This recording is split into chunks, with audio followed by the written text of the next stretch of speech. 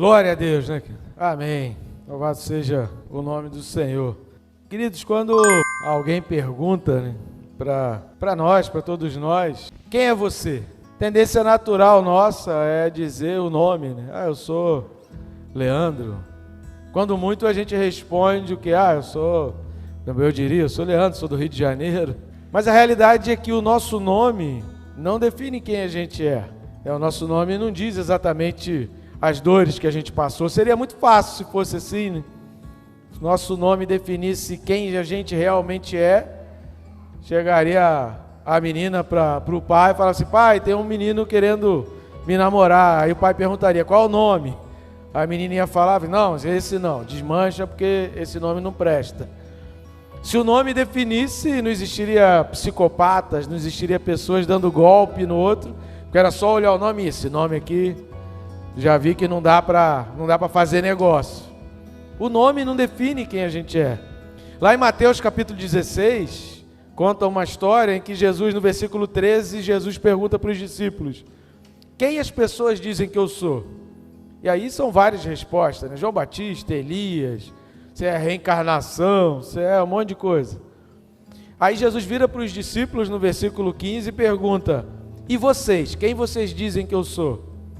E a resposta que Jesus vai falar assim: olha, essa resposta não foi carne nem sangue quem revelou, essa resposta veio do céu. Foi a resposta de Pedro quando ele falou: tu és o Cristo, o Filho de Deus vivo. Cristo não era o nome de Jesus. Cristo era o propósito de Jesus, que significa Messias. Jesus veio a esse mundo para ser o Messias, para ser o Cristo. A resposta que agradou a Deus foi a resposta correlacionada ao propósito de Jesus. Não foi Jesus. Quando Jesus fala ou quando Filipe vai chamar seu irmão para falar que, olha, conheci um homem, vem conhecer aqui Jesus o Nazareno. Aí o que o irmão de Filipe fala? De Nazaré pode vir coisa boa? Por que as duas situações? Porque a gente pode ser conhecido pela nossa história ou a gente pode ser conhecido pelo nosso propósito. E a gente precisa definir pelo que a gente quer realmente ser conhecido. E o que ocorre, querido, é que cada um de nós tem uma história triste. Cada um de nós tem suas lágrimas, cada um de nós tem as suas dores, cada um de nós tem as suas frustrações, cada um de nós tem as suas decepções, cada um de nós tem aqueles momentos em que queria mais e teve menos, cada um de nós carrega em si dores, problemas, cada um de nós carrega reações, carrega sentimentos. E eu gostaria hoje de conversar com vocês a respeito de um aspecto muito importante de identidade. Temos observado que nós vivemos hoje uma crise muito grande de identidade. As pessoas estão com problemas muito sérios de identidade e o diabo tem trabalhado muito forte, massivamente, para perturbar as identidades. E o diabo agora está focado nas crianças, o foco, o alvo é as crianças, porque minando a identidade das crianças, e a gente vai ver aqui, você forma adultos com sérios problemas, sérias crises, que a gente vai ver aqui ao longo dessa mensagem. É óbvio que não dá para falar numa mensagem aqui, num dia, tudo sobre identidade, mas eu queria pensar a respeito do que nos leva a ter alguns problemas de identidade. E a gente pode identificar problemas de identidade em várias situações. Por exemplo, quando um casal se divorcia, a tendência natural é que os filhos desse casal, se são filhos principalmente já com mais de 7 anos de idade, eles venham a ter grandes problemas de identidade. Algumas pessoas, desses filhos, eles vão crescer com um problema de identidade por causa de uma culpa gerada, porque muitas crianças se acham culpadas pelo divórcio, pela separação dos pais, principalmente quanto mais traumático for a separação, mais culpa aquela criança vai carregar para o resto da sua vida. Problemas de identidade. Quando um cônjuge trata muito mal, é muito grosseiro, é muito áspero, é muito insensível com o outro cônjuge, isso vai refletir um grave problema de identidade. Um problema que essa pessoa tem de coisas que aconteceram na sua vida que ela não superou, que ela não venceu. E aí ela desconta naqueles que são mais próximos. Quando um cônjuge trai, as traições, elas decorrem de problemas de identidade. As pessoas não sabem quem são. As pessoas não sabem o seu propósito, elas não sabem definir exatamente se elas são a história que elas carregam ou se elas são o propósito que Deus tem para eles. Quando um filho mente para a mãe, pode ser um filho ou uma filha, quando ele mente, esconde coisas para a mãe, a gente tem dois pontos de vista de identidade. Ou esse filho tem um grande problema de identidade, ou ele está sendo criado por pais e mães que têm problemas de identidade. E quando se tem problema de identidade, a pessoa se torna instável. Então o filho não conta algo para a mãe ou para o pai, a filha não conta, a filha esconde, a filha mente, o filho mente, porque ele não sabe a reação, ele não sabe o que vai identificar, e ele vai sendo alimentado, estimulado a mentir, a enganar. Pessoas que se vestem de uma maneira sensual demais, pessoas que só querem sensualizar. Quando você traz o foco demais para o corpo, isso reflete um grande problema de identidade, porque a pessoa se acha pequena demais e ela quer mudar o foco, então, porque ela não se vê com outras qualidades, ela quer apontar a qualidade para partes do seu corpo. Quando pessoas ficam falando demais de si, já viu aquele tipo de gente que está numa rodinha falando de futebol e a pessoa quer dizer que, não, eu sei jogar, eu jogo muito, né? Ou então aquela pessoa que está, não, eu sei fazer muito, a pessoa sempre é muito boa em tudo, a pessoa sempre sabe muito. Aquela pessoa carrega um grande problema de autoestima. Ela tem uma autoestima baixa e ela precisa se enaltecer perante os outros, ela precisa se engrandecer, porque senão ela se abate. Quando uma pessoa ela não quer seguir a Jesus, porque ela diz assim, eu não sou digna do perdão de Jesus, eu não tenho como servir a um Deus, porque eu não sou digno de um perdão dele.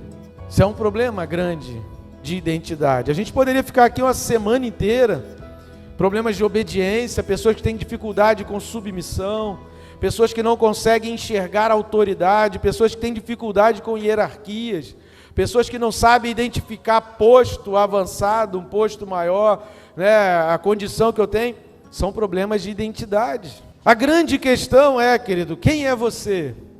Você é a sua história ou você é o seu propósito? E onde uma identidade deturpada, uma identidade deteriorada, ela vai nos conduzir? Para onde a gente vai chegar com esse problema de identidade? Na desvalorização. Não nos valorizamos. Quem não sabe a sua própria identidade não consegue se valorizar. Quando nós não entendemos o nosso propósito, quando nós não entendemos quem somos, quando nós não entendemos para que existimos, tendemos a viver muito abaixo daquilo que nós realmente deveríamos viver. Quantas pessoas hoje, queridos, sofrem por causa de problemas de valorização pessoal, uma autovalorização completamente deturpada e errada. Talvez você tenha alguma experiência parecida com as que eu relatei aqui, talvez você tenha vivido ou você conviva com alguém que sofra coisas que eu relatei aqui, e de repente você pensa, será que isso é o meu problema? Deixa eu te dizer uma coisa, querido, isso pode ser um problema, mas esse problema ele tem uma solução, e essa solução ela tem nome, e o nome dessa solução é Jesus. Você não nasceu para viver com problemas de identidade, tampouco para ficar se sentindo a pior pessoa do mundo, ou alguém que nunca vai conseguir ser nada, ou alguém que nunca vai chegar a lugar nenhum. Deus não te fez para ser assim. Deus te fez para um propósito. Deus criou, a Bíblia diz para nós, que nós fomos criados para um propósito definido. E esse propósito, ele dá sentido à nossa vida, ele nos dá valor. E esse propósito tem um nome, e esse nome é Jesus. Por isso eu quero refletir com você sobre esse tema, que vai aparecer aqui já já, eu tenho valor. Você crê nisso? Você crê, você olha para você crê que você tem valor? Ou você acha que você é a sua história? Fala para o irmão que está do seu lado aí, ó, você tem valor. Fala para ela aí, ó, você tem valor. Agora fala com o cara de crente, né? Ficou quase um sussurro. Fala mesmo, essa menina está sozinha aqui, ó. Alguém fala para ela, você tem valor. Diz para ela aí, dá um abraço aí, fala, você tem valor. Querido, Deus nos criou com valor e a gente vai passear hoje a respeito disso. E para pensar a respeito desse assunto, eu queria que você abrisse sua Bíblia no Salmo de capítulo 8. Salmo número 8. São 9 versículos. Livro dos Salmos, capítulo 8, que diz o seguinte, todos acharam? Quem achou diz amém. Quem não achou, fala Escola do Avivamento. Livro dos Salmos, capítulo 8, amém, diz assim: ó Senhor, Senhor nosso, quão magnífico em toda a terra é o teu nome, pois expuseste nos céus a tua majestade. Da boca de pequeninos e crianças de peito, suscitaste força, por causa dos teus adversários, para fazeres emudecer o inimigo e o vingador. Quando contemplo os teus céus, obra dos teus dedos, e a lua e as estrelas que te estabeleceste, que é o homem que dele te lembres, e o filho do homem que o visites. Fizeste-o, no entanto, por um pouco menor do que Deus, e de glória e de honra o coroaste. Deste-lhe domínio sobre as obras da tua mão, e sob seus pés tudo lhe puseste. Ovelhas e bois, todos, e também os animais do campo, as aves do céu e os peixes do mar, e tudo o que percorre as sendas dos mares. Ó Senhor, Senhor nosso, quão magnífico em toda a terra é o teu nome. Um verdadeiro hino de louvor. O autor desse hino é Davi, um dos mais belos salmos de Davi. Olha que ele compôs muitos salmos. E esse salmo, ele nos conduz a um pensamento magnífico a respeito do Senhor, a respeito de Deus como Criador dos céus e da terra. Esse é um texto que aponta para o passado, ele aponta para a criação, ele aponta para as coisas criadas. Lá em Hebreus, no capítulo 2, ele vai associar esse texto exatamente a Jesus. O Filho do Homem aqui é Jesus, que foi feito um pouco menor do que Deus, porém acima dos anjos e glorificado. Só que esse texto ele aponta também para o futuro, ele aponta para um propósito. Lá em Apocalipse, por exemplo, vai mencionar esse salmo quando fala que todas as coisas estarão debaixo dos pés, né, sob os pés de Jesus. Quando Jesus vier na glória, querido, e a gente precisa acreditar nisso. É muito triste que a gente tem visto crentes que não estão mais acreditando na volta de Jesus, vivendo a sua vida como se tudo na vida fosse o que a gente vive aqui na terra. A gente não pode perder de vista que Jesus vai voltar, e mais breve do que a gente imagina. E quando ele vier, todas as coisas lhe estarão sujeitas, e todo joelho se dobrará diante da sua majestade e glória. Todos se renderão ao poder de Jesus Cristo. O versículo 1, querido, ele já dá o tom desse salmo. As obras maravilhosas, incomparáveis. Repare aí, ó Senhor, Senhor nosso, é o mesmo que o versículo 9, que o último, né? Ele termina o salmo como ele começa: ó Senhor, Senhor nosso, quão magnífico em toda a terra é o teu nome. Esse salmo ele combina ao mesmo tempo a complexidade da criação do universo, do mundo, das estrelas, dos sistemas incontáveis que a gente olha para o céu e continua sendo ainda né? Olhar para o céu continua sendo uma incógnita para o ser humano. É difícil imaginar o tamanho das galáxias, é difícil imaginar o tamanho das estrelas, a quantidade de estrelas, a quantidade de galáxias. Ao mesmo tempo em que esse salmo ele fala dessa complexidade, dessas obras gigantescas, ele fala também do simples, do básico, do puro, de cores, de luzes, de belezas, de formas. A revelação das coisas criadas por Deus, querido, ela serve para os nossos olhos. E é importante a gente parar para contemplar as maravilhas de Deus. Mas a revelação da sua palavra, ela mais do que a contemplação, ela precisa servir para o nosso coração.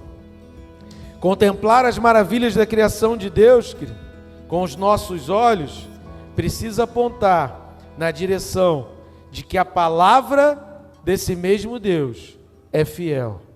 Ao contemplar as maravilhas, a gente precisa engrandecer a fidelidade desse Deus que cria todas as coisas, que é capaz de criar estrelas, criar sistemas, criar os céus e a terra, que é tão grande ao ponto de todas essas coisas terem sido criadas por Ele, mas ao mesmo tempo, Ele cabe dentro de um abraço.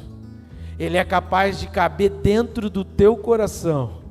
Ele é capaz de estar sentado na beira da tua cama, no teu quarto, quando você ora. E esse salmo ele aponta para isso, esse Deus que ele é tão grande, para fazer coisas tão maravilhosas, e ao mesmo tempo, tão pessoal, tão íntimo, para estar junto com a gente na hora que a gente mais precisa. Que Deus tremendo, querido, que Deus magnífico. Davi grita nesse salmo, que Deus magnífico. Mas o que esse salmo belíssimo aponta para nós com relação à identidade, o que ele nos revela? Aqui a gente tem nesse salmo mensagens aí para séculos e séculos de mensagens bíblicas. Aqui a gente tem um texto riquíssimo para preparar vários sermões, mas nessa noite eu queria pensar com os irmãos a respeito do que esse texto revela para mim e para você, sobre saber o quão valioso nós somos diante de Deus. Onde estamos nós, querido, nesse universo tão gigantesco, tão grande, tão perfeito? Onde estamos nós nessa grandeza de organização e perfeição e coisas tão alinhadas, tão perfeitas que Deus criou? Onde nós estamos nisso? O que eu e você precisamos entender, querido, e pensar hoje, é o quanto esse poder de Deus na nossa vida precisa significar para nós. Eu vou repetir. O que eu e você precisamos pensar hoje é o quanto esse poder de Deus na nossa vida precisa significar para nós. Isso faz sentido para você?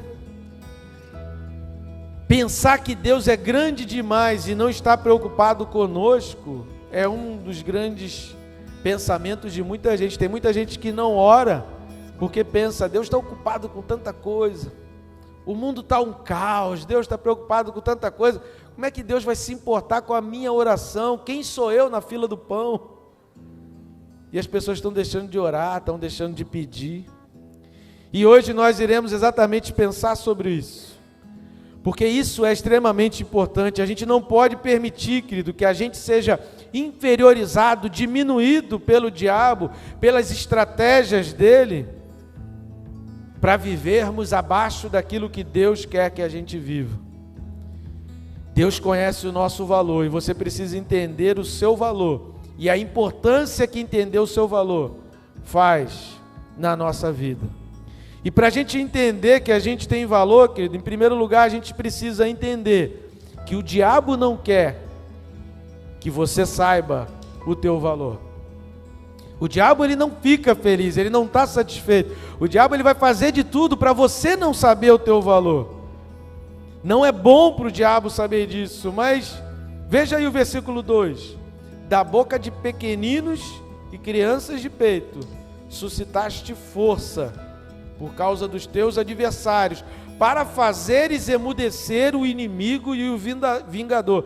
Querido, que coisa tremenda tem nesse versículo 2. Que ensinamento precioso Deus revela para nós através desse versículo 2. E o que Deus está dizendo aqui? Que uma criança tem uma força igual ao diabo? Que o diabo é tão fraco quanto uma criança? Não menospreze o poder do diabo, não é isso que o texto está dizendo. O ensinamento aqui é que até uma criança que ainda mama com Deus é mais forte que o diabo. Que ainda que a fraqueza de uma criança, a sublimidade, a ingenuidade de uma criança, mas se Deus estiver nela, ela consegue colocar o diabo debaixo dos pés dela. Em quem? Em Deus. Repare aí, da boca de pequeninos e crianças de peito, suscitaste força. Quem dá força é Deus. E eu já vi criança pequena expulsando demônio. Eu já vi criança pequena orando e impondo as mãos e a pessoa caindo, endemoniada. Já vi isso. Porque, querido, quando Deus quer, Ele enche a vida. E não é a pessoa, é Deus. Porque é o poder de Deus. Deus está nos ensinando aqui, querido, que até um bebê na sua fraqueza, um bebê que mama, que não sabe nem falar, se Deus o encher de força, se ele abrir a sua boca, Deus o enche e o diabo é capaz de se sujeitar. Meu irmão, o Senhor é aquele que pode te encher de força. Ele pode te dar vitória sobre tudo que o diabo tenta destruir na sua mente, na sua personalidade, nas suas lembranças. Deus pode tudo. Deus quer que você vença e Ele só quer que você clame a Ele. É como diz esse versículo, que com os teus lábios você o engrandeça, você o exalte. Um bom exemplo disso é Davi. Ninguém sabe precisamente a altura de Davi. Uns dizem que tinha na faixa de 1,70 m, outros dizem que ele era menor que 1,70 m, mas não importa, querido, a altura de Davi. Sabe por quê? Por mais alto que Davi fosse, vamos imaginar que Davi tivesse 1,90 m, não tinha, porque as características do povo de Israel não eram de pessoas dessa altura, mas ainda que Davi tivesse 1,90 m, aí a Bíblia fala da altura de Golias. Golias tinha 2,92 m. Querido, mesmo com 1,90 m, ele é o quanto a altura? 1,87 m, tem quase isso. Cara, mesmo para um Eliel, que tem 1,87 m, ele encarar alguém de 2,92 m, querido, ele fica nanico. Ele fica minúsculo. Diante de um camarada de 2,92 m, é muita coisa. É muita coisa. E quem era Davi diante de Golias? Nem do exército de Israel Davi era. Nem do exército de Israel, os soldados de Israel estavam com medo de Golias. Mas veja 1 Samuel 17:37, quando Davi vai diante de Saul, e Saul ali empresta armadura, e quer colocar armadura em Davi, e vai, olha, né, Saul fica impressionado como que lutaria. No versículo 37, Davi disse assim para Saul, versículo 37, 1 Samuel, primeiro livro de Samuel, capítulo 17, versículo 37, diz assim: disse mais Davi: o Senhor me livrou das garras do leão e das do urso, Ele me livrará das mãos deste filisteu.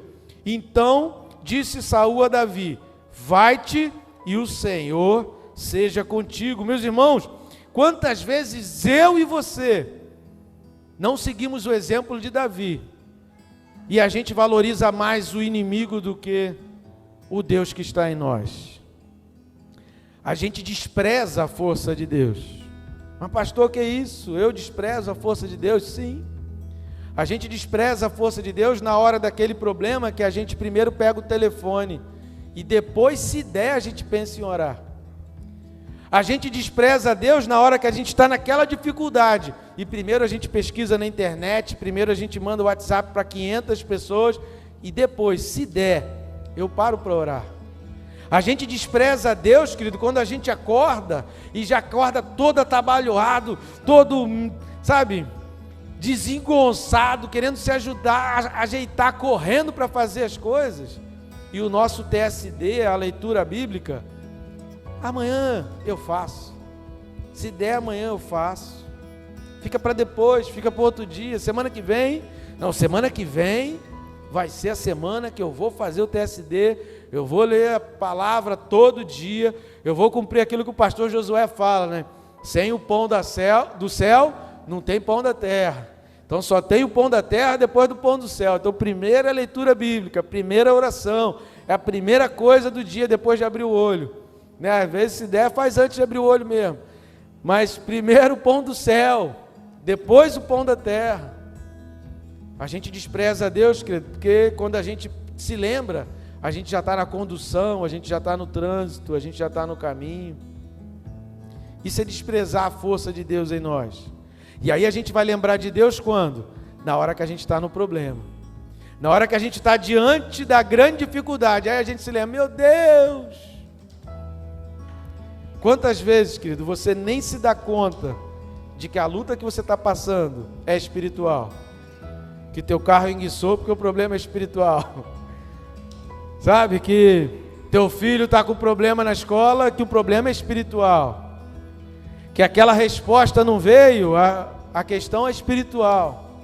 Que aquele contrato você não assinou, porque a questão é espiritual. Aquela pessoa que você esperou que ia te ligar, ela não te ligou, porque a questão é espiritual.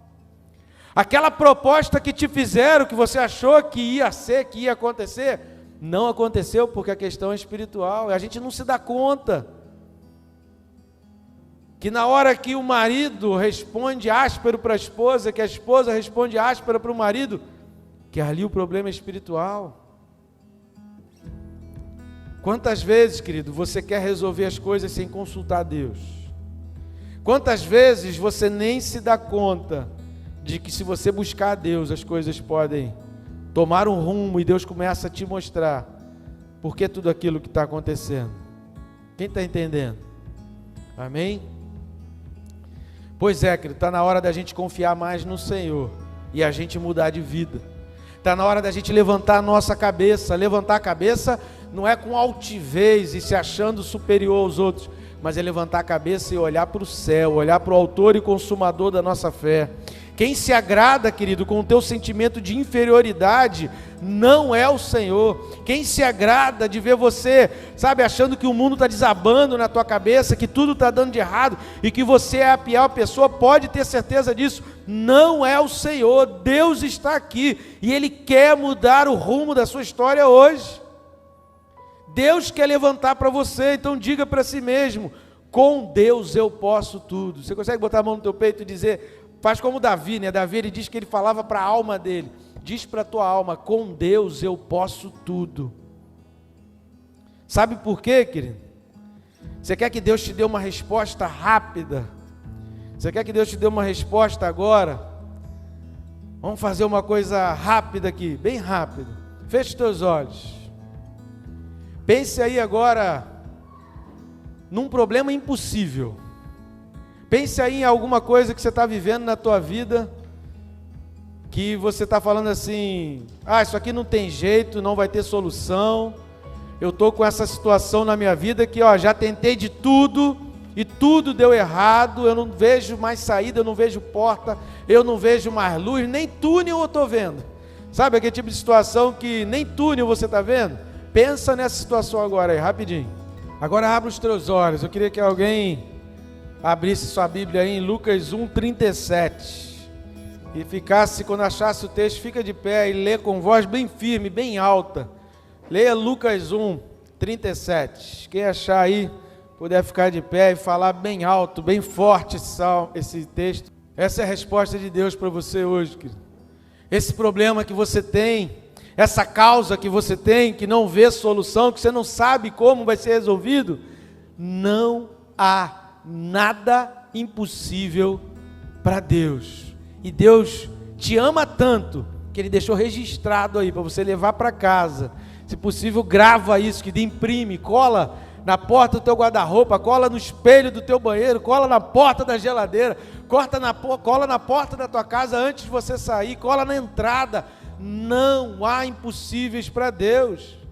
Jeremias 33:3 vai dizer: clama a mim e eu te responderei. Queridos, o diabo não quer que você saiba o seu valor, porque no dia em que você começar a entender que é o poder de Deus que se aperfeiçoa na fraqueza, na tua fraqueza se aperfeiçoa o poder de Deus. No dia que você descobrir que esse poder te levanta, que esse poder te sustenta, que esse poder te fortalece, você será como Davi, invencível. Não vai ter Golias, não vai ter urso, não vai ter leão que seja mais forte do que você. O diabo tentou parar Davi, querido. Quando o diabo colocou o urso e colocou o leão, não eram as ovelhas de Davi que o diabo queria, era Davi. Quando Davi estava ali arrumando, ajeitando, guardando as suas ovelhas, não sei que quem já viu, já foi no zoológico, já viu um leão, já viu um urso. Não é uma coisinha igual um shih tzu, não. Não é uma coisinha que dá vontade de você fazer.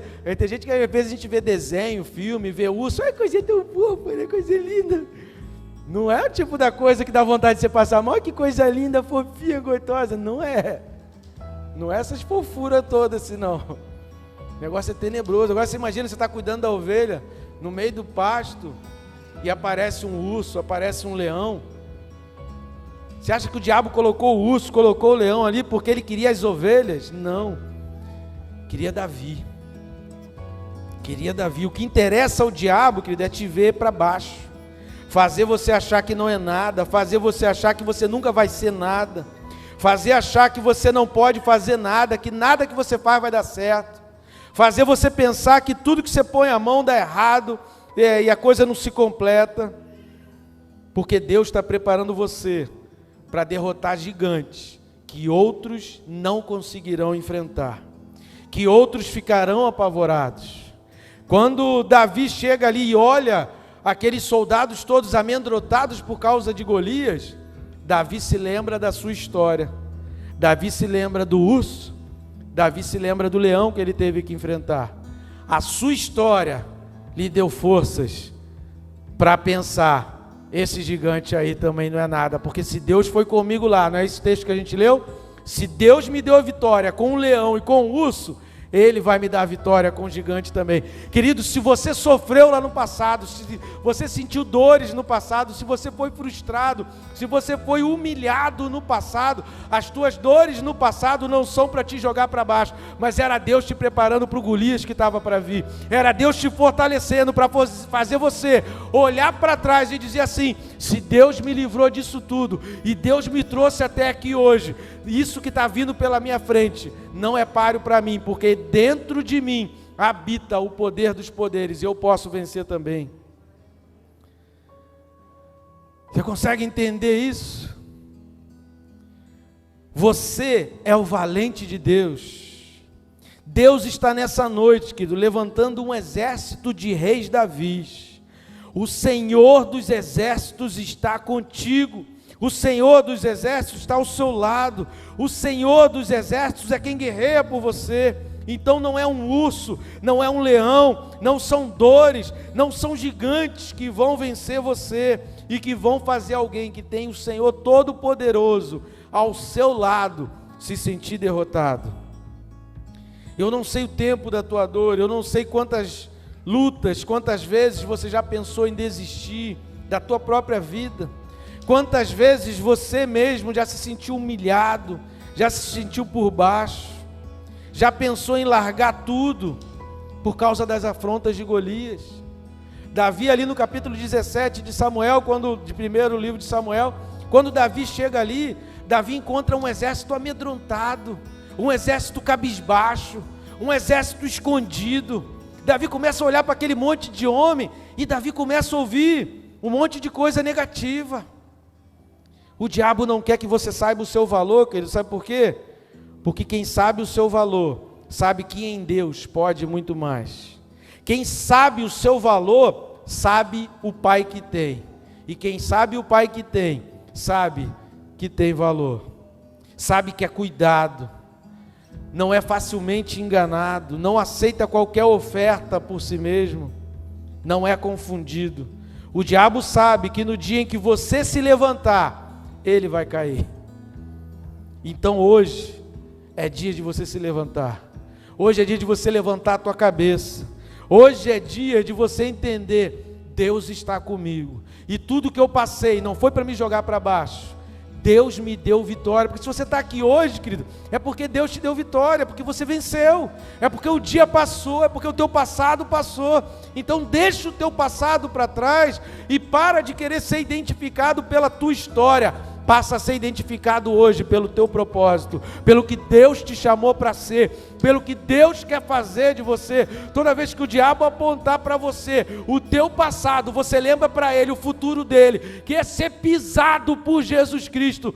Toda vez que ele apontar na tua cara o que você sofreu, o que você passou, que você é pequeno, você lembra a ele o futuro dele. O teu futuro é ir para o inferno, o teu futuro é ser escorraçado, o teu futuro é ser derrotado, porque eu estou do lado do poder dos poderes, do Rei dos reis, do Senhor dos senhores, e não tem gigante que me derruba. Diga para o irmão que está do seu lado assim, ó, levanta a cabeça.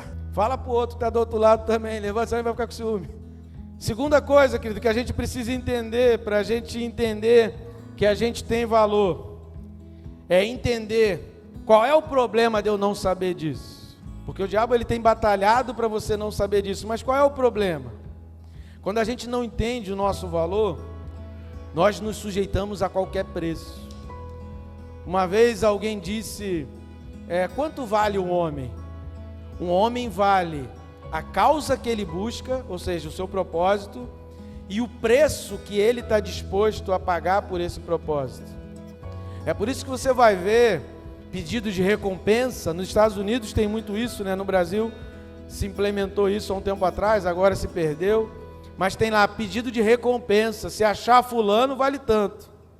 E aí você vai ver lá, tem pessoas que valem muito, tem outros que valem pouco, tem outros que não valem nada. Por que essa diferença? Porque uns estão mais envolvidos com a causa. Então quanto mais envolvimento, quanto mais disposto a viver e a morrer por aquela causa, mais valor essa pessoa tem. É por isso que muitas pessoas hoje em dia estão abrindo mão de princípios, estão abrindo mão de valores. É por isso que muitas pessoas hoje estão se sujeitando a relacionamentos humilhantes, degradantes. Às vezes num casamento, às vezes numa questão profissional. É por isso que muitas pessoas fazem coisas e depois elas choram se perguntando, por que eu fiz isso? O problema de não sabermos o nosso valor, querido, é exatamente, nós viramos mercadoria barata. Qualquer um leva. Já viu aquele ditado? Fulano é pipa voada? Ou seja, quem passar a mão, carrega. Qualquer um pisa. E por que a pessoa se sujeita a ser pisado? Porque ela não sabe quem é. Ela não sabe o seu valor. Ela vive em função de uma história antiga. E aí aqui eu me lembro de um homem que eu conheci no trabalho, um homem chamado Henry Skidmore. Henry Skidmore, não sei nem se ele está vivo ainda, já tem uns anos que eu não tenho contato com ele. Ele nasceu aqui nas Ilhas Malvinas, ou Ilhas Falkland, né, aqui, perto aqui da Argentina, que é no território argentino, mas a ilha é inglesa, né? Teve a guerra lá e tal, e a Inglaterra ganhou a guerra. Ele nasceu ali vindo de ingleses que vieram para habitar ali. Então ele sabia muito bem o castelhano, o espanhol, né? Sabia muito bem o inglês. E ele foi ficando riquíssimo, ele é consultor, né? Se está vivo ainda, não sei se também está nativa, né? Mas até 3 anos atrás ele era consultor financeiro das empresas de offshore, essas empresas petrolíferas do mundo inteiro. Ele era consultor, ele ia lá para ajudar no balanço, preparar auditorias. Então ele já viajou o mundo inteiro, ele já morou em vários lugares do mundo.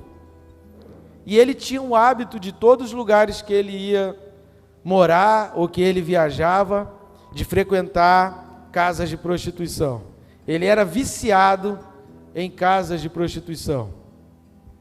Só que o tempo vai passando, né? E ele já chegando perto dos seus 40 anos de idade, começa a bater aquele sentimento, tenho muito dinheiro, e ele tinha realmente, né? Muito dinheiro, ganhou muita coisa, muito respeitado por pessoas, por autoridades, mas não tinha família. E aí olha como Deus faz as coisas, né? Deus ele tem um senso de humor assim que é fantástico. Por quem que ele se apaixona? Numa das vezes em que ele morava no México, ele se apaixona por uma prostituta. E ficou apaixonado por aquela prostituta. E ele passou tempo no México e ele ia na casa de prostituição e ele só queria ter relações com aquela mesma prostituta. E ele se apaixonou. Chegou um dia que ele chamava aquela prostituta e ele ficava tempo, ele pagava mais para conversar. E ele perguntou para ela: você é feliz nessa vida que você tem? E ela respondeu para ele assim: eu não me lembro a última vez em que eu fui feliz na minha vida. Mas por que você vive essa vida? Minha mãe vivia assim, eu nasci assim, e fui empurrado para esse tipo de vida, e é só o que eu sei fazer. Aí ele falou para ela: você quer casar comigo? Na hora ela achou que aquilo era algum trote, né? Era algum golpe. E ela falou assim: eu preciso pensar, que é isso? Como assim? Eu vou casar contigo? Aí ele: eu quero casar contigo. E ele ficou insistindo, e o tempo foi passando, e ele fez proposta, ele mostrou para ela que a proposta dele era real. E aí, querido, de repente ela aceita se casar com ele. Ela aceitou aquele casamento, e eles se casaram, e ela largou aquela vida, e eles constituíram família, e eles moraram na Inglaterra, tiveram uma filha, e a filha hoje mora nos Estados Unidos, e eles vivem muito bem, e ela é mais de 10 anos mais nova que ele, e ela ficou eternamente grata a ele. Sabe por quê? Porque ele despertou nela aquele sentimento: eu tenho valor para alguma coisa. Ele conseguiu, através daquele convite de casamento, dar a ela um propósito. Então eu posso ter uma família, então eu posso ter filhos, então eu posso viver uma vida digna, então eu posso ter as coisas. Então a perspectiva de futuro mudou o presente dela. Existe um propósito para viver, porque a partir dali ela entendeu que aquele convite era mais do que um simples convite, era uma porta aberta para a felicidade. Querido, quem disse para você que a tua felicidade ela está somente em satisfazer instintos animais, em satisfazer os seus desejos animais, mentiu para você. Quem disse para você que você é apenas o que um animal qualquer sente, mentiu para você. Rebaixar o ser humano, nada contra os animais, estou falando aqui nada contra os animais, eu amo os bichos, amo os animais, né? Já falei aqui que eu tenho saudade do meu cachorro, eu amo os bichos, eu amo os animais, mas restringir, entenda bem o que eu estou falando, restringir o ser humano, achar que tudo no ser humano, que a felicidade, que o propósito, que a vida de um ser humano se resume simplesmente à satisfação de instintos animais, é muito pouco para o ser humano. Olha aí Mateus 10, 29, Evangelho de Mateus, capítulo 10, versículo 29, Jesus fala assim: olha, não se vendem 2 pardais por um asse, e nenhum deles cairá em terra, sem o consentimento de vosso Pai. Jesus está falando aqui de valor. E quanto a vós outros, versículo 30, Mateus 10, 30, até os cabelos todos da cabeça estão contados. 31 diz: não temais, pois, bem mais valei vós do que muitos pardais. Os animais têm o seu preço, querido, mas você tem um valor inestimável. Você tem um valor, querido, que ninguém pode pagar. E quando a gente entende, quando nós entendemos o nosso valor, 2 coisas acontecem. A primeira, nós entendemos o nosso propósito aqui na terra, que o nosso propósito não é estar aqui na terra, o nosso propósito é estar no céu. Quando a gente entende o nosso valor, a gente entende que a gente precisa viver por um propósito maior do que nós, que o nosso propósito é maior do que a nossa própria vida, que o propósito que Deus nos chamou para viver é muito maior do que o tempo de vida nossa aqui na terra. E a segunda coisa que acontece conosco, quando a gente entende o nosso valor, é o que está aí no versículo 4 lá do Salmo 8. Voltando lá para o Salmo 8, versículo 4. Diz assim: que é o homem que dele te lembres, e o filho do homem que o visites. Quando entendemos o nosso valor, querido, não há mais um vazio dentro de nós, porque em nós habita Jesus Cristo. Deus está em nós. Compare, por exemplo, com 1 Coríntios, primeira carta de Paulo aos Coríntios, capítulo 6, versículo 19. 1 Coríntios 6, 19. Paulo está dizendo para você: acaso não sabeis que o vosso corpo é santuário do Espírito Santo, que está em vós, o qual tendes da parte de Deus, e que não sois de vós mesmos? Nós não somos de nós mesmos. O nosso corpo não é nosso, nosso corpo não pertence a nós. O nosso corpo pertence ao Senhor. E dentro de você habita o Espírito Santo, que preenche qualquer vazio no nosso coração. Onde está a tua verdadeira felicidade? Onde está o teu real valor? Está em cumprir um propósito. E esse propósito envolve pureza e santidade. A gente tem estudado no YouTube o Apocalipse, versículo a versículo. E em todas as cartas de Jesus, as 7 igrejas de Apocalipse, você vai ver um alerta de Jesus Cristo, a pureza e a santidade. Em todas as 7 cartas, você vai ver o alerta de Jesus Cristo, dizendo: quando eu estiver prestes para voltar, esse mundo vai estar imerso na imoralidade e perversão sexual. O teu propósito envolve pureza e santidade. Entenda uma coisa: você não tem que se sujeitar a qualquer coisa achando que com isso você será feliz. Dentro de você habita o poder dos poderes, dentro de você habita o Rei dos Reis. É hora da gente orar, é hora de jejuar, é hora de vencer essa guerra com as armas que Deus te dá. Deus está nos chamando para vencer as nossas batalhas com a arma que Ele oferece para cada um de nós. Você entende isso? Para que você tenha, para que eu e você tenhamos valor, querido, houve um preço muito alto pago.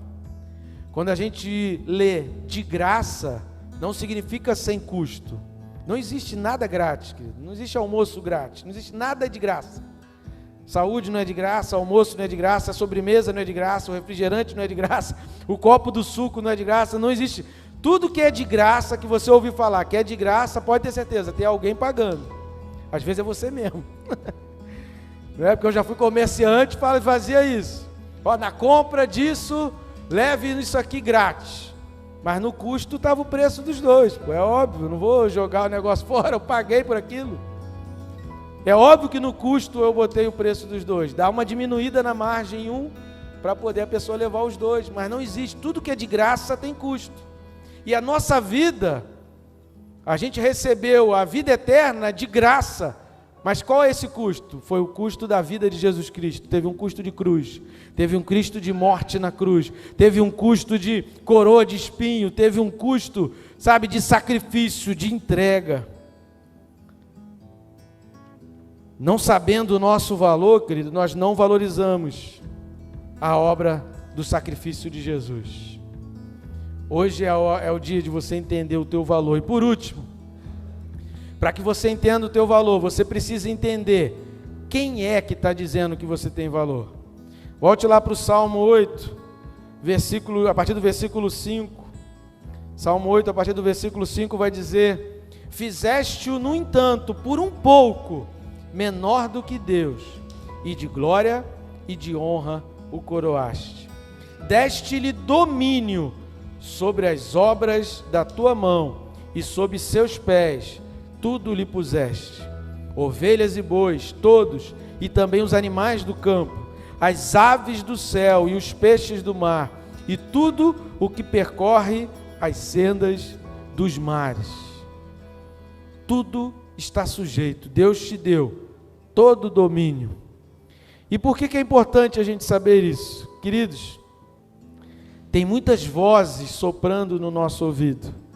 Por que a gente precisa entender quem é que determina o nosso valor?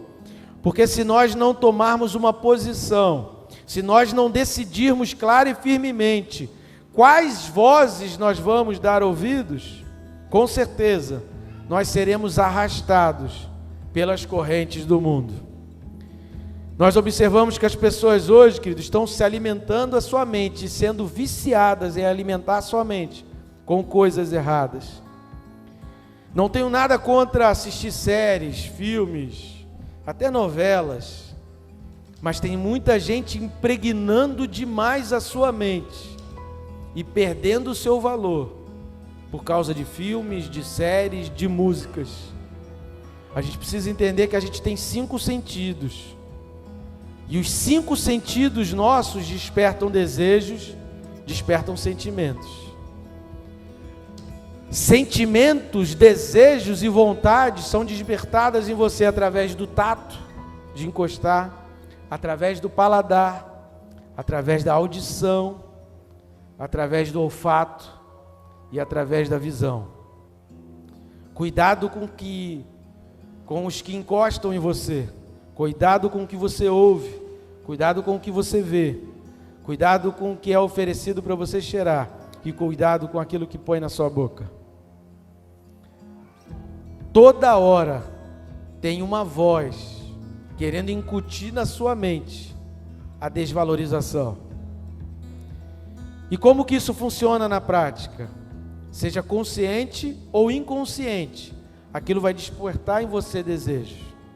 Quem nunca ficou um tempo nas redes sociais e saiu dali quase que em depressão, porque viu o cara com o carro que você queria?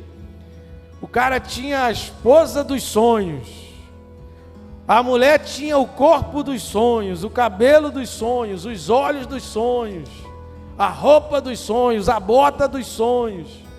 E aí você termina aquela passagem ali nas redes sociais, você fica, meu Deus do céu, dá certo para todo mundo, só dá dando errado para mim.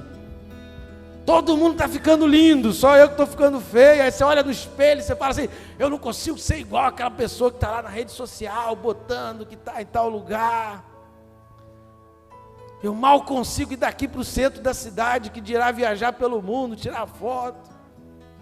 E a pessoa que faz tudo errado, está lá, tira foto em Paris, em Londres, em Nova York. Só comigo que está errado. Por que que se pensa desse jeito? Não é obra do acaso. Você está sendo condicionado a pensar dessa maneira.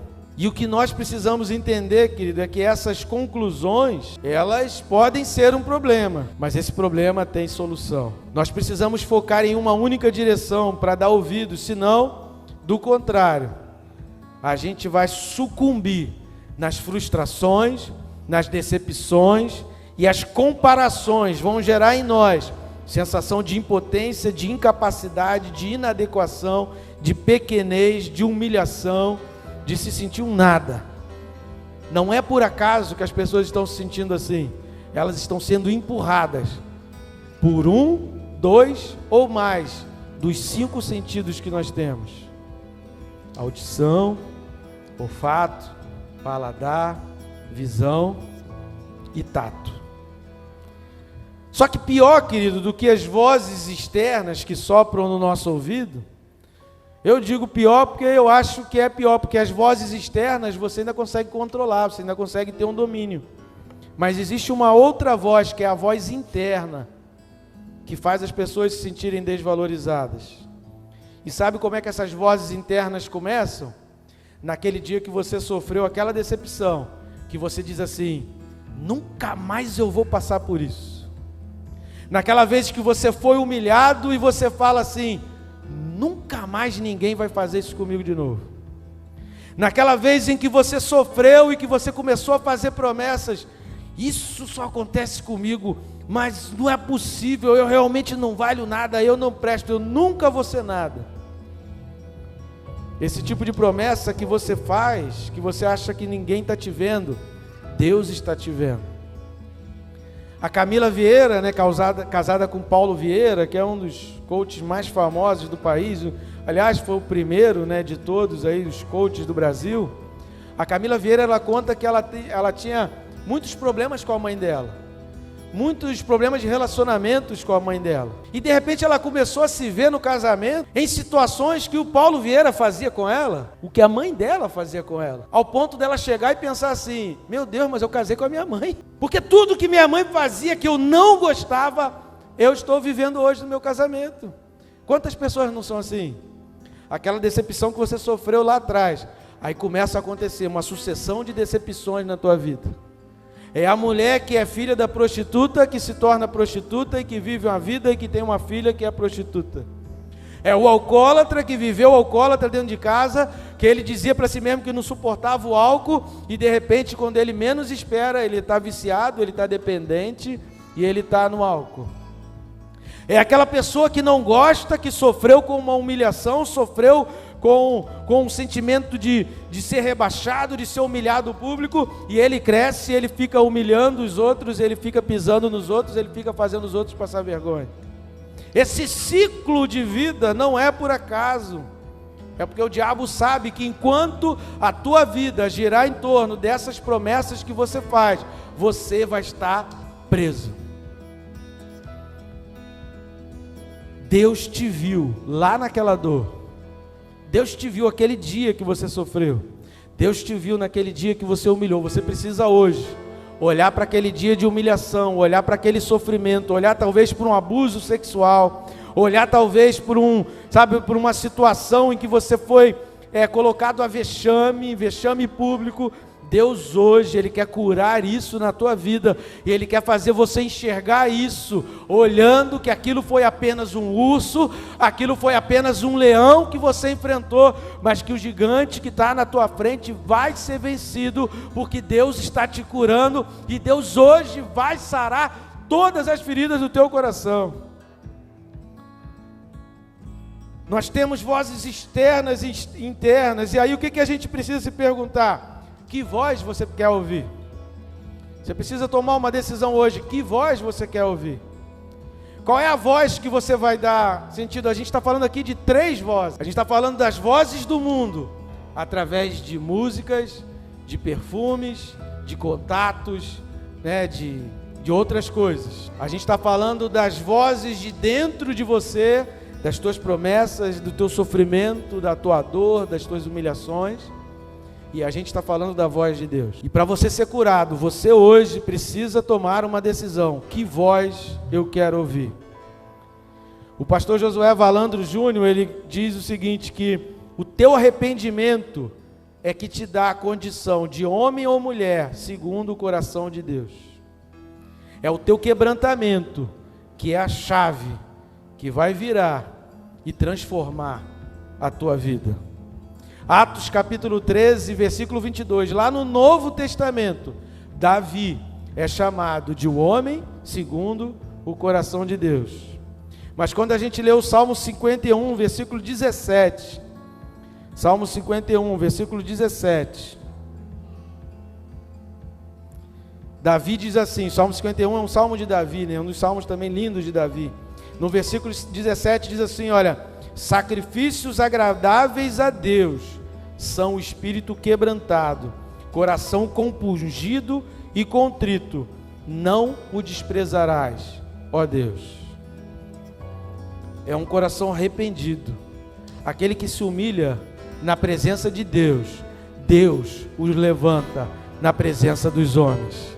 Aquele que se arrepende e se prostra diante do Senhor, Deus exalta diante do diabo. Aquele que se humilha ao ponto de dizer, como diz lá em 1º livro de Samuel 17, Davi falou para Saul assim: eu não quero essas armaduras, eu não quero esse escudo, eu não quero essas lanças, eu vou guerrear com pedrinhas, eu vou pegar pedrinhas, eu vou pegar a funda, porque é isso que eu estou acostumado a fazer. Um pequenino diante de um gigante de 2,92 m, como que vai vencer com pedrinhas? Porque não é ele, não é você, é o Deus de Davi, e o Deus que está levantando você como gigante. Quem foi o gigante ali na batalha entre Davi e Golias? Não foi Golias, foi Davi, porque quem venceu foi Davi. A grande pergunta é: que voz você quer ouvir? Em quem você decide acreditar hoje? E eu quero concluir, encerrar aqui contando uma história que eu ouvi esses dias. Eu conheci um casal aqui em Porto Alegre, vizinho meu lá, e ele casou em 2013, tem 10 anos de casado. Quando ele se casou, a esposa dele tinha um problema na família que há quase 10 anos, isso há 10 anos atrás, há quase 10 anos ali, o pai tinha comprado um terreno e construiu uma casa e alugou aquela casa.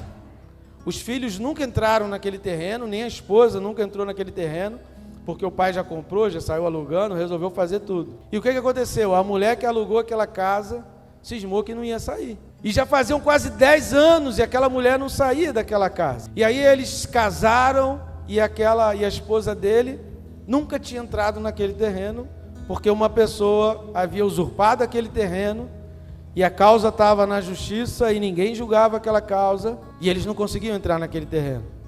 Até que eles resolveram clamar, eles resolveram fazer campanha de oração, eles resolveram pedir a Deus e Deus deu a vitória para eles. E a mulher saiu e quando eles entraram naquele terreno, eles entraram chorando, porque a luta foi grande para conseguir conquistar aquele terreno. Mas havia alguém tomando conta daquele terreno. Quem já está me entendendo aí? Querido, existe um terreno de vitória para mim e para você. Existe um terreno preparado por Deus de vitória para mim e para você.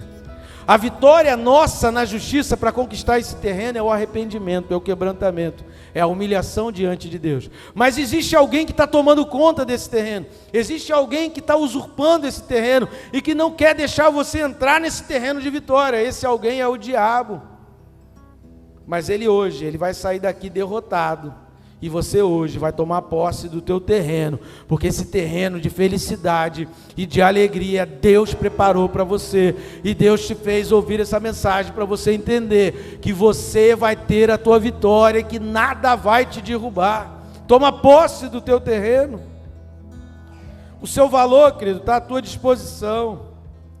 O seu valor é esse terreno conquistado com preço de sangue. Hoje é o dia, querido, de você conquistar esse terreno. Hoje é um dia de você sair, em nome de Jesus, sair daqui com a posse desse terreno e dizendo: eu venci. Eu não sou as histórias que eu carrego, eu sou o propósito que Deus me deu. Deus me chamou para glorificar o nome dEle. Deus me chamou para pregar às nações. Deus chamou cada um de vocês aqui para ser pai e mãe de multidões. Deus chamou cada um de vocês aqui para vencer. Deus chamou cada um de vocês aqui para expulsar demônios, para curar enfermos, para pregar por os oprimidos, para libertar os cativos. Deus chamou vocês para andar de vitória em vitória. Você precisa sair daqui olhando para o teu propósito, não para o teu passado. Jesus determina o seu valor. E você precisa declarar para você que só Ele pode determinar o teu valor. Sabe por quê, querido? Jesus, Ele, como diz um dos músicos que eu mais gosto na atualidade hoje, que tem um nome lindo, né? O nome dele é maravilhoso, que é Leandro, né? E o Leandro Borges, ele fala assim: Jesus, Ele não tem amor para dar, Ele é o amor. Se Ele entra na tua vida, é impossível Jesus entrar num coração e essa pessoa não se sentir amada, porque Jesus não tem amor para dar, Ele é o amor. Ele é o próprio amor. O verdadeiro amor te amou. Leia novamente o Salmo 8, para a gente encerrar. Abra aí sua Bíblia no Salmo 8, a partir do versículo 4. Fique de pé para a gente parecer que está acabando. Você tem aquela ideia de achar que está acabando. Os músicos já vieram para cá para dar aquela sensação assim, vai acabar o culto. Para a gente fazer de conta que está acabando. Salmo 8, versículo 4, diz assim: olha, que é o homem que dele te lembres, e o filho do homem que o visiste. Fizeste-o, no entanto, por um pouco menor do que Deus, e de glória e de honra o coroaste. Deste-lhe domínio. Repita comigo: domínio. Domínio. Deus está dando nas tuas mãos domínio. Deus está entregando hoje a chave do teu terreno de valor. Deus está entregando hoje o teu futuro, o teu propósito. Deus está entregando nas tuas mãos hoje o teu valor. Você consegue entender isso? O domínio está nas mãos de Jesus, e Jesus está aqui, e Ele está entregando a você o domínio dessa terra. Feche os teus olhos. Curva a sua cabeça. Será que alguma situação daquilo que a gente falou hoje aqui te lembrou alguma coisa na tua vida? Será que alguma coisa daquilo que a gente comentou aqui hoje traz sobre o teu coração algum peso ainda? Será que quando você conta para alguém a história da sua vida, o seu passado, isso ainda dói no seu coração? Será que você consegue contar para alguém as dores que você sofreu, os momentos de humilhação, de sofrimento que você enfrentou, e você consegue falar isso de cabeça erguida apenas como uma lembrança, ou isso ainda dói? Será que dentro de você ainda existe uma voz que não quer deixar você vencer, e você não consegue viver, andar, caminhar, você não consegue se libertar, você não consegue andar, viver o sobrenatural, viver os propósitos de Deus? Eu te convido hoje a clamar ao Senhor e dizer: Senhor, eu preciso de Ti, eu preciso da Tua presença, eu preciso do Teu poder em mim. A palavra de Deus diz que o poder se aperfeiçoa na fraqueza. Então hoje é o dia de você mostrar para Deus a tua fraqueza, que Deus vai lançar sobre você o valor dele. Hoje é o dia de você se humilhar na presença de Deus, e Deus vai te levantar, porque uma criança pequena de colo, que nem sabe falar ainda, que ainda mama, ela vence o diabo no poder de Deus. Quanto mais você, querido, quanto mais você, Deus te fez para vencer. Enquanto a gente canta ainda mais uma canção, eu não sei qual é. Enquanto a gente canta mais uma canção, eu quero que você, de olhos fechados, converse com Deus, luta com Deus, querido. Gênesis capítulo 32 diz que Jacó brigou com Deus. Jacó brigou com Deus. Tem hora que a gente tem que lutar, falar: Senhor, olha só, eu li hoje aqui, eu escutei uma história de Davi, eu escutei a história de um homem franzino, eu escutei a história de um menino que virou rei. Deus, eu sou um menino, eu sou uma menina, eu sou um pequeno. Então Deus, se o Senhor fez um menino virar rei, eu quero virar rei também. Se o Senhor fez um menino virar rei, eu quero ser uma rainha. Então luta com Deus aí, conversa com Deus. Deus, se você fez um pequenino vencer um gigante de 2,92 m, a luta que eu tenho não é nada. Se você fez um menininho humilhar todo um exército que estava humilhando ele antes, Senhor, a luta que eu tenho não é nada diante de Ti. Conversa com Deus aí agora e tome a tua decisão. Que voz você quer ouvir? Que voz você quer ouvir hoje?